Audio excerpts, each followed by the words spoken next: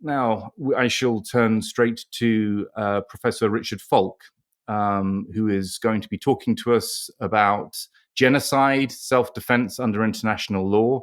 As I mentioned before, Richard is a renowned international expert. He was a UN rapporteur on the Palestine case for the United Nations. And he's going to talk to us about the question of genocide, what we're seeing at the moment, question of self-defense, and where we're going in terms of the International Court of Justice and the South African attempts. So, Richard.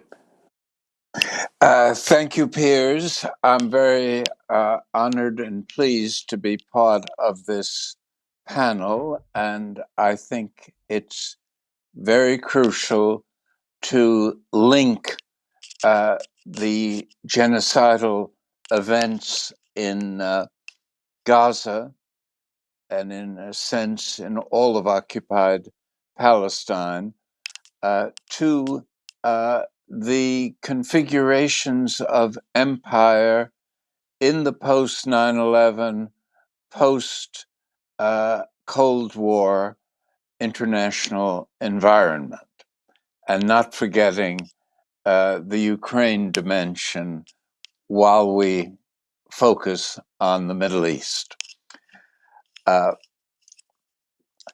The Hamas attack on October 7th, which is itself surrounded by suspicious circumstances of Israeli foreknowledge and therefore allowing these horrific events to unfold, and being very slow to respond to the actuality of the attack,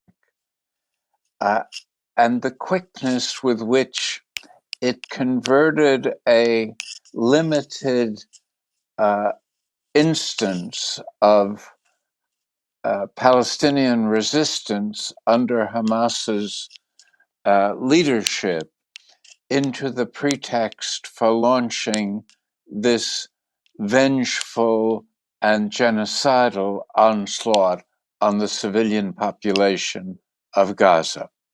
That's a shocking sequence of events on its own. And then when you consider the magnitude of the violence that's been inflicted on Gaza and the population, the whole of the population, you have to understand that this is a horrific, transparent, and in a way original confrontation with the crime of crimes, genocide. In the past, genocides have been known mainly in retrospect and indirectly, and we have not had the experience of the unfolding before our eyes on nightly television. The imagery of bombing hospitals and refugee camps, of babies being buried in mass graves, is something grotesque that not only is occurring as a result of Israeli actions, but enjoys the complicity of important countries in what I would call the settler colonial states of the US, Canada, Australia, New Zealand, plus the main members of NATO, which include Germany, UK, and France, who are also colonial powers. And so this has to be seen as part of the post-colonial effort by the global white West to maintain hegemonic control over the whole world system. If we look at the casualties and the damage that has been done in Gaza up to this point, in the 3 months that these horrendous events have unfolded, and multiply them proportionately to the population of a country like the United States, which has supported materially and diplomatically at every stage so far the occurrence of such violence, we would multiply the death totals of over 20,000 by 175 to take a proportional account of the relative populations. That's a shocking total, and predominantly civilians, and seemingly having only a marginal connection with Israeli security. If Israeli security was the dominant motive, they would do differently what might prevent some similar act of resistance to take place in the future. They would first of all correct the bureaucratic process that led to the so-called security lapse, and that would probably be sufficient to reestablish their security. They would also try to accommodate the needs of the people of Gaza by lifting the 15-year-old blockade and make any acts of resistance seem less like a jail breakout than a isolated instance of violence. When we look at the Genocide Convention itself, we see that both Israel and the United States and the leading NATO members and those settler colonial states are all parties to that convention, which was viewed as a key element in creating a kind of wall against the repetition of what happened in the Holocaust. And what we've seen not only in Gaza now, but elsewhere in Rwanda, in Malaysia, in Myanmar, not Malaysia, is an inadequate capacity to implement the intention of the Genocide Convention to prevent its recurrence. But what is clear is that the facts of bombing so indiscriminately and so persistently and disproportionately in opposition to international humanitarian law, the civilian population of 2.3 million Gazans creates the factual foundation of the genocidal allegation. And that factual allegation is reinforced by the statements of the highest Israeli leaders. Prime Minister Netanyahu, the president, Herzog, and the minister of defense, Yoav Gallant. All of them have articulated views about the total decimation and devastation of Gaza, the destruction of up to 80% of the housing in northern Gaza, which was part of a deliberate policy of forced evacuation with the evident intention of ethnic cleansing. In other words, all the evidence we have points to the fact that the October 7th Hamas attack served as a pretext for the completion of the Zionist project by the dispossession of Israelis, dispossession by Israelis of Palestinians living not only in Gaza, but in the West Bank, which has experienced unrestricted settler violence in this period and has also suffered unusually severe casualties during this time.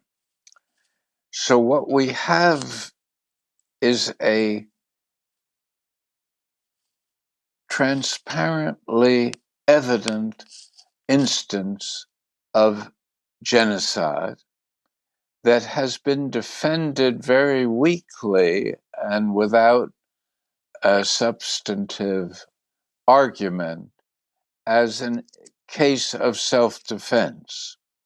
We know from international law that self-defense does not allow the state that claims it to engage in disproportionate and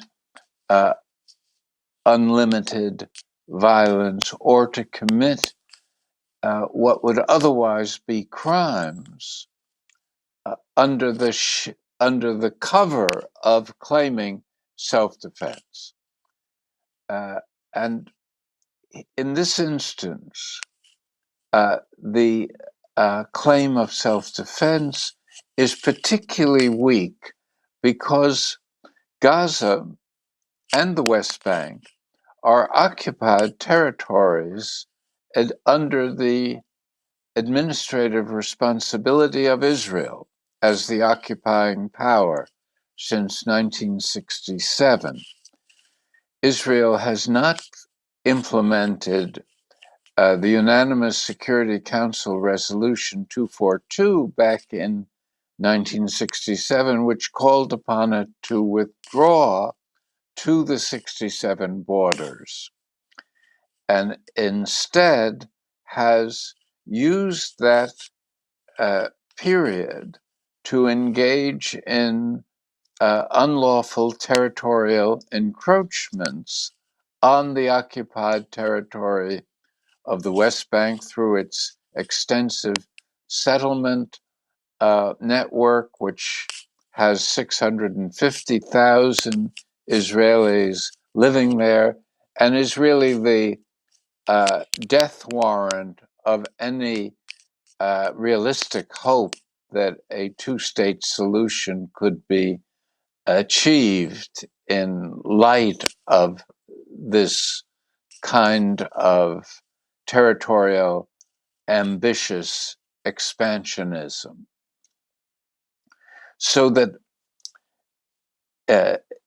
it's questionable under any circumstances that a claim of self-defense is appropriate in an occupied territory governed by the Fourth Geneva Convention, because in effect, self-defense is only a tactically available if the combatants are both, in some sense, political actors of an international status. You cannot defend yourself against part of what you are administering within your own territory. You can make reasonable claims to establish security or to reestablish security. But as I've suggested, Israel has not tried to do that. As shocking as these genocidal crimes have been, I find as disturbing the complicity of these countries in the world that have held themselves before international public opinion as models of democracy, of champions of human rights, of supporters of the rule of law. For the United States to undermine its own reputation by supporting this sort of transparent genocide should be shocking to the peoples of the world, and it has been, if one takes account of the popular demonstrations all over the world. And these acts of complicity go against the obligations of the Genocide Convention, which require parties to the convention, all of which encompass both Israel and the US, as well as the members of NATO and the settler colonial states. All of them are expected as a matter of law to take what action is reasonably possible in order to prevent or disrupt the continuation of genocide. They are all perpetrating crimes of being accessory to genocide. And it is an act of shame that they have done little to distance themselves or to actively oppose the continuation of these developments, and to use their leverage at the United Nations to disempower the Security Council that sought by an overwhelming vote of 14-1 to establish a ceasefire weeks ago. This is not only not failing to prevent genocide, it's a matter of facilitating genocide. And that should be taken into our political imagination and our moral imagination when we think about accountability for the crimes that are being committed. South Africa has recently initiated, under Article 3 of the Genocide Convention, its right as a party to the convention to call for the International Court of Justice to impose provisional measures of a character that would instruct Israel as a matter of International Court of Justice authority to immediately cease any kind of violent activity that is part of the crime that is being committed, and would also consider whether Hamas should fall within the scope of such a crime.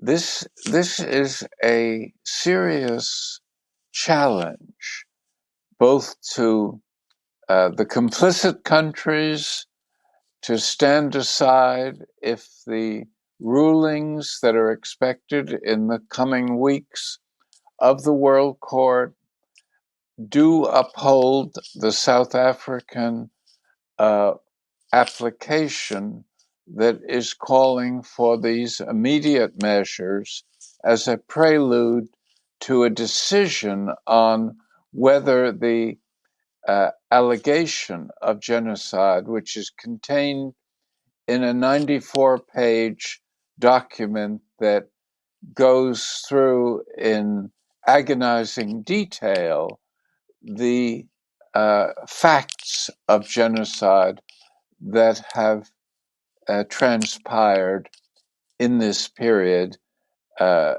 starting with the day after October 7th. There is also the question of who will endorse this South African initiative. Turkey, so far, is the only NATO member that has endorsed it. Jordan and Malaysia have joined in that endorsement. And we notice that none of the European colonial powers and none of the settler colonial states have seen fit to uphold a judicial determination of whether action should be taken to prevent this genocide from going on. So what is presented to the world is a crisis of implementation and accountability. There's no doubt that a crime of a high magnitude is being committed and indeed is virtually confessed to be committed, despite Israel's record of defiance of international law throughout its occupation and its allegations that any criticism, wherever it emanates from, is an instance of anti-Semitism. It called the International Criminal Court's decision to investigate crimes against Israel, crimes by Israel, alleged by Palestine subsequent to 2014, before these recent events. Prime Minister Netanyahu reacted by saying, "This is pure anti-Semitism," as if the respected international institution is motivated by such base intentions. Similarly, they've attacked the South African initiative as a blood libel against the Jewish people. A blood libel was the kind of anti-Jewish allegation made in the early Christian period that Jews were guilty of murdering Christian babies. And it was genuine anti-Semitism of a extreme sort to make these false allegations. But to contradict what we see before our eyes and call that a blood libel is itself something that suggests an unwillingness of Israel to accept any authority that challenges its policies, however unlawful and criminal. And it's done that throughout the occupation. It has made life miserable for people like myself who acted as special rapporteurs that were expected to report as honestly as we could on violations of human rights associated with the Israeli occupation of the West Bank, East Jerusalem, and Gaza. So we have a situation where the prospects of implementing a favorable International Court of Justice decision against Israel will depend on the willingness of the Security Council to use its authority and to take the steps necessary to implement that decision. And once again, that will hinge on whether the permanent 5 members of the Security Council will either abstain or at least and thereby suspend their right of veto, or actually vote in favor of implementing the findings and the orders of the International Court of Justice. And in the longer run, there seems to be a need for some kind of accountability procedure to address these crimes, both the crime of genocide as perpetrated by Israel and the crimes of complicity as led by the US and supported in various ways by the United Kingdom, France, and Germany. So this is a crisis of not only conscience, but of law and of the protection of vulnerable people in a world that is beset by a variety of challenges, including the ongoing Ukraine war, and is seeking a new kind of way of managing power and security that doesn't depend on the unipolar imperial authority that has been exercised by the United States since the end of the Cold War and the implosion of the Soviet Union.